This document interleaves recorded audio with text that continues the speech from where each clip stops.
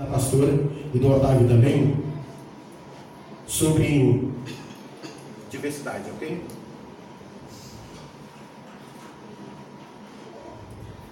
Primeira Pedro, capítulo 2. Vou ler só um texto aqui rapidamente para vocês, tá bom? A partir do verso 4. Cheguem perto dele, a pedra viva, que os seres humanos rejeitaram como inútil, mas o que Deus escolheu como de grande valor. Vocês também, como pedras vivas, deixem que Deus os use na construção de um templo espiritual, onde vocês servirão como sacerdotes dedicados a Deus. É legal a gente ver isso aqui porque, de todas as maneiras, a Bíblia mostra que Jesus ele foi chamado de pedra, uma pedra que foi rejeitada, e a Bíblia nos chama também de pedras vivas. É legal entender isso, essa diversidade, porque quando a gente fala de pedra, que nós somos pedras, é muito fácil entender isso. A gente vê, por exemplo, o Roger, é uma pedrinha sequinha, é um formato de pedra. Vê o Rivas aqui, ó, uma pedra forte dessa. Uma montanha, né? A pedra roliça. Então a gente vai ver vários tipos de pedra. A Bíblia está nos chamando de pedras vivas. E quando ela te chama de pedra viva, porque ela está respeitando, Deus entende, está respeitando cada formato, a forma de cada um. Para a gente poder construir uma parede aqui de tijolos, é muito fácil. Até eu que não sei construir uma parede de tijolo, vou levantar aqui. Agora, vai vendo. Agora, levante uma parede feita de pedras, cada uma de um formato, cada uma de um tamanho.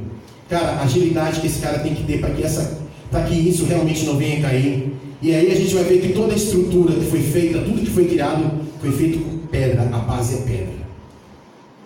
Não é tijolo. Jesus não foi chamado de o tijolo.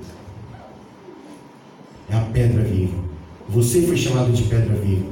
Então que nessa noite a gente possa abrir nosso coração e entender mais um pouco sobre essa diversidade e sobre espiritualidade. Pastor, está funcionando o microfone? Está ok? O que é isso, Samuel, por favor? Como educadora, né? Eu sou professora.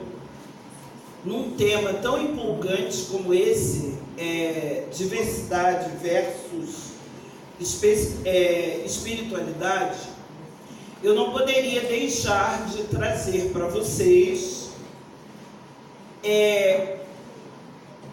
o que significa quando nós falamos a palavra diversidade, ou seja, o significado da palavra diversidade e o que envolve essa palavra diversidade.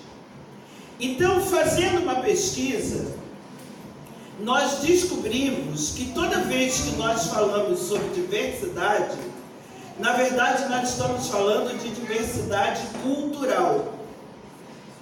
E essa diversidade cultural, ela tem uma declaração universal, com esse nome, Declaração Universal sobre a Diversidade Cultural, que foi adotada pela Unesco em 2001, e no artigo 1º diz o seguinte: a diversidade cultural constitui o patrimônio comum da humanidade e deve ser reconhecida e afirmada em benefício das gerações presentes e futuras. No primeiro artigo fala sobre isso.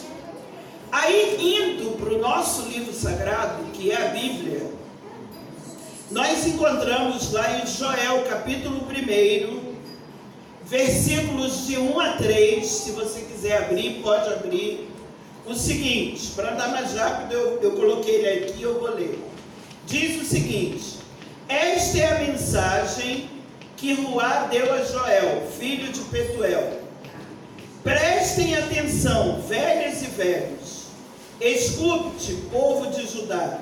Já aconteceu alguma coisa tão terrível como esta em nossos dias ou no tempo dos nossos antepassados? digam às suas filhas e aos seus filhos o que aconteceu. Que elas e eles contem às suas filhas e aos seus filhos. E que estes falem sobre isso à geração seguinte. Esses 3 versículos, ele está falando sobre a importância de cada uma e cada um de nós falarmos para as pessoas com as quais nós convivemos sobre a nossa cultura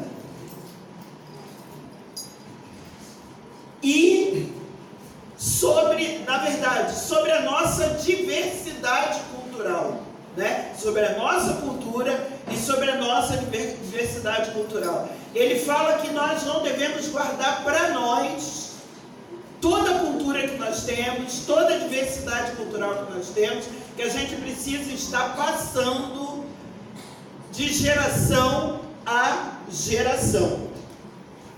Continuando ainda sobre diversidade cultural, como acontece o alcance da existência intelectual, emocional, moral e espiritual através da diversidade cultural? Gostaria de provocar vocês nesse sentido, depois vocês podem fazer perguntas a respeito. Essa mesma Declaração Universal sobre a Diversidade Cultural da Unesco, no artigo 3º, ela afirma que a diversidade cultural é um meio para alcançar uma existência intelectual, emocional, moral e espiritual mais satisfatória. E como se dá esse alcance de cada uma dessas existências?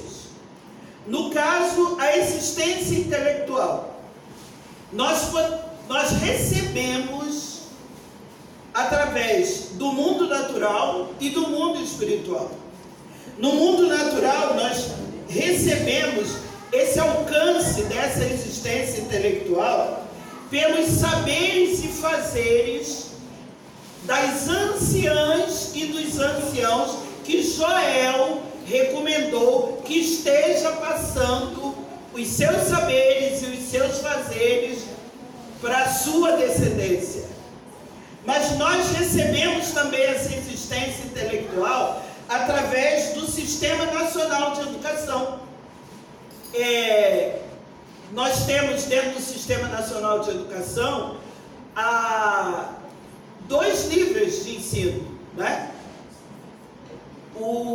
A educação básica e o ensino superior.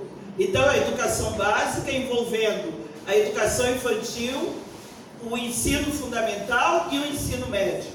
E recebemos através do ensino superior.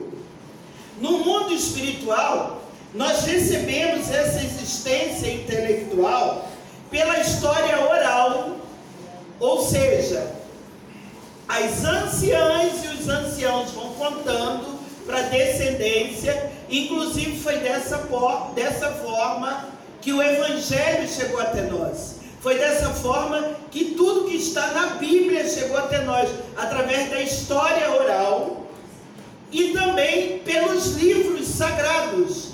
Todo o conhecimento que nós temos hoje na Bíblia começou através da história oral, depois foi registrado nos rolos e chegou até nós hoje, né?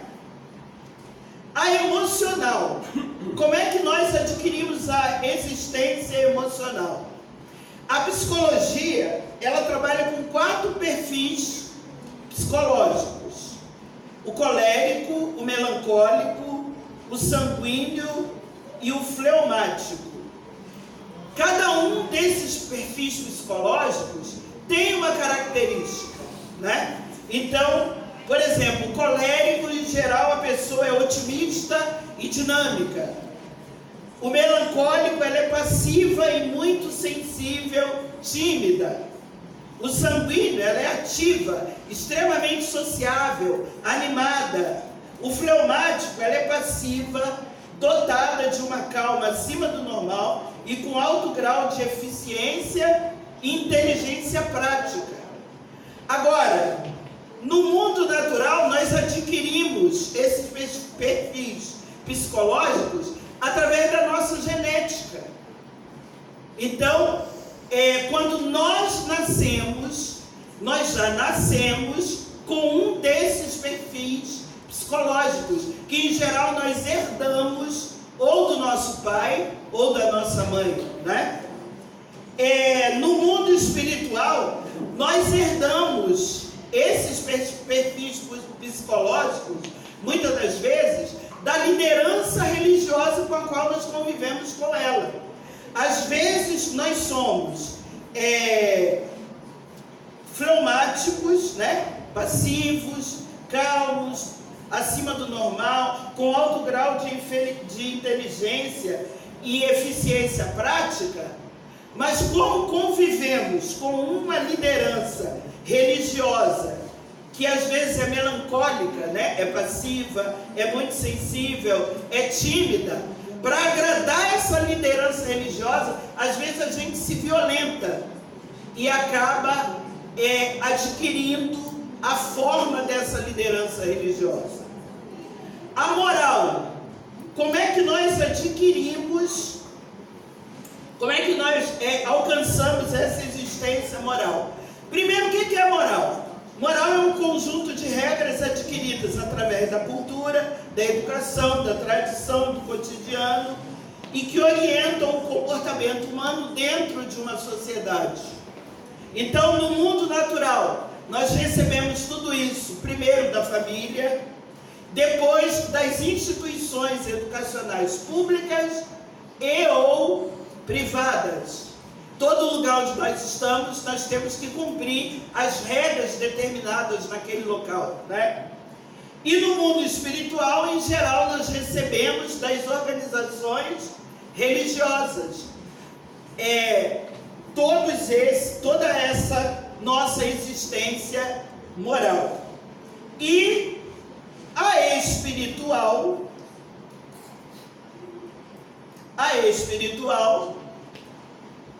nós recebemos, em geral, nas aulas de ensino religioso, isso no mundo natural, de ensino religioso, das instituições educacionais públicas e ou privadas, principalmente as confessionais, né? Colégio Batista, Colégio Mackenzie, é onde nós recebemos essa existência espiritual. E no mundo espiritual nós recebemos aonde? Nos templos das organizações religiosas, como nós estamos recebendo hoje aqui, nos institutos superiores bíblicos, nas faculdades teológicas e nas universidades teológicas. Ou seja, o alcance quer dizer, todos nós acabamos recebendo uma diversidade cultural muito grande através dessas 4 existências: a intelectual, a emocional, a moral e a espiritual mais satisfatória. E é essa diversidade cultural que faz com que nós cresçamos a cada dia mais dentro das organizações religiosas, no nosso trabalho, na nossa escola. E eu vou passar para o Otávio, porque depois eu vou falar da espiritualidade. E no final a gente conclui fazendo uma relação entre a diversidade e a espiritualidade. Muito obrigado.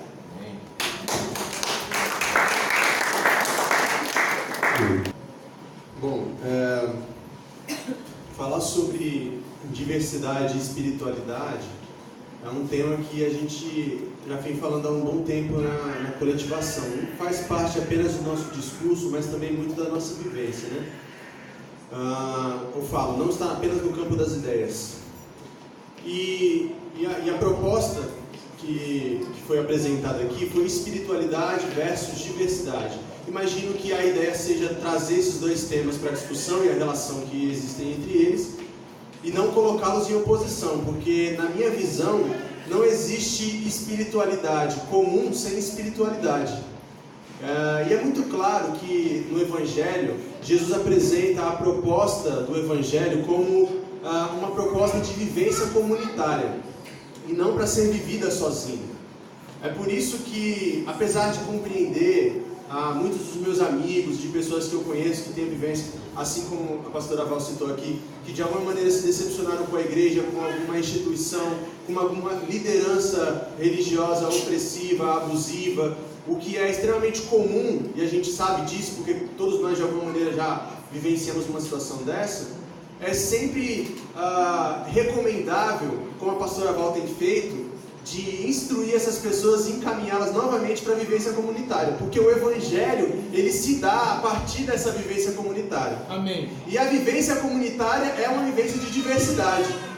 Uma comunidade hegemônica, ela dificilmente é uma comunidade. Na verdade, ela pode ser um grupo de discípulos, e eu não falo de discípulos de Jesus, eu falo de discípulos de uma liderança, porque o próprio Messias nos anuncia esse Evangelho como uma diversidade a partir do momento que ele escolhe pessoas tão diversas para serem seus discípulos e seus apóstolos. E nessa vivência diversa, nessa vivência comunitária que ele tem com os 12, ele nos ensina muitas coisas. Ele pega ali Pedro, que é um cara fiel, um cara apaixonado, mas ao mesmo tempo sem estabilidade emocional. Ele pega Tomé, que é um homem que duvida, é um homem que precisa tocar nas suas chagas para reconhecê-lo. Ele tem uma diversidade de discípulos, de pessoas que caminham com ele. Ele tem Mateus, ele tem outros homens pescadores, trabalhadores do campo, cobradores de impostos. E talvez essa diversidade proposta por Jesus na sua vivência com os 12 é o que assustou o Sinédrio e as lideranças religiosas do seu tempo. Porque quando a gente chega na igreja, e um dos motivos pelo qual eu imagino que as pessoas se decepcionam mais, é porque a igreja evangélica protestante, ela fala muito mais em catequização do que em discipulado. E o que significa isso? Significa que quando a gente chega aqui, a gente recebe uma cartilha impressa ou nas ideias de como a gente deve se portar, de como nós devemos nos vestir, de como nós devemos responder às situações que a vida nos apresenta. Ou seja, uma padronização da forma de ser cristão e cristã. E a gente, o tempo inteiro nas nossas instituições, queremos colocar dentro de uma caixa, queremos colocar dentro de um livro de regras, dentro de um formato de padronização, aquilo que a Bíblia diz, que é o Espírito Santo, que é livre, que ninguém sabe de onde vem nem para onde vai.